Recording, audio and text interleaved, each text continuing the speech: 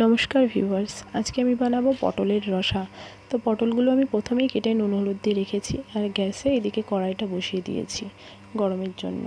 গরম হয়ে গেছে, তাই আমি এতে সাদা তেল দিয়ে দেব। সাদা তেল দিয়ে গরম করার জন্য অপেক্ষায় রয়েছি। গরম হয়ে গেলে আমি এতে পটলগুলো ভাজা করে নেব। দেখুন, আমি একটু পরে পটলগুলো সব দিয়ে দিচ্ছি। আর আমি মশলার জন্য রসুন, আদা, লঙ্কা বেটে রেখেছি। সব পটলগুলো একসাথে দিয়ে দিলাম। দেখুন, পটলগুলো লাল লাল করে ভেজে নিয়েছি। আর এদিকে একটা পেঁয়াজ কুচিয়ে নিয়েছি। পটল ভাজার তেলেই আমি দিয়ে দিলাম পেঁয়াজ কুচি। পেঁয়াজ কুচিগুলো ভালো করে ভাজা হয়ে গেলে মশলাটা তাতে দিয়ে দিলাম। এর সাথে নুনটা দিয়ে দিচ্ছি, তার মধ্যে দিয়ে দেব হলুদ। মশলাটা এবার ভালো করে আমি কষিয়ে নেব। মশলাটা তেল ছেড়ে দিয়েছে, তাই আমি পটলগুলো আগে থেকে ভেজে রাখা পটলগুলো আমি দিয়ে দিলাম।